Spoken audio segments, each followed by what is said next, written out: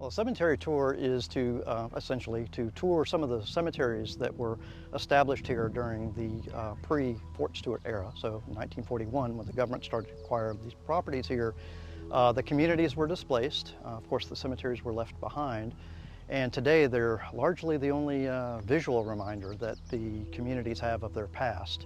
The government had an obligation at that time, during the 1940s, to ensure that the former residents could visit their cemeteries. So this became an opportunity to visit some of the cemeteries that we don't normally are able to go see. For example, some of these that are downrange and can be affected by the training division. And so that way we have access to some of these cemeteries, but also to gather as many people as we can to share some of the histories that the families have and be able to share with those that may not be descended from this community and to learn from those. I'm the cultural resource manager for the installation. Essentially, I'm the post archaeologist, and we're in charge of the historic preservation of significant historical assets that the installation has. We're in charge of archaeological sites that may be discovered here on the installation. We have 4,300 sites that we've discovered so far. We're also in charge of any of the historic structures, so any building that's 50 years or older, we'll assess whether or not it is of historical significance.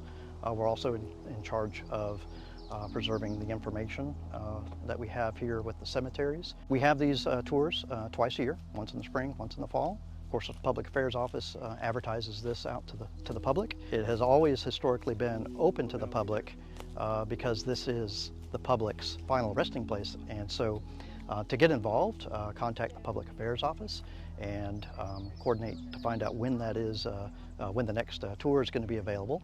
But also if you can visit the cemeteries on a case-by-case basis. Again, through the Public Affairs Office, they handle all of the coordination of that. We do have active ranges out there.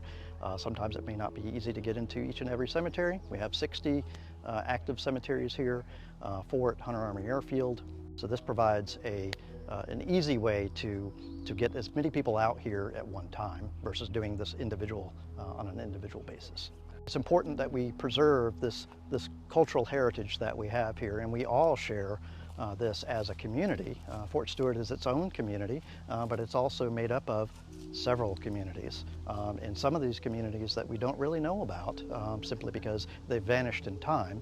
But we do try to preserve as much as we can of that past because of the sacrifices that those residents made during that period of time, during the 1940s, to allow the government and the Army to come in and establish this very important military facility at that time and of course today.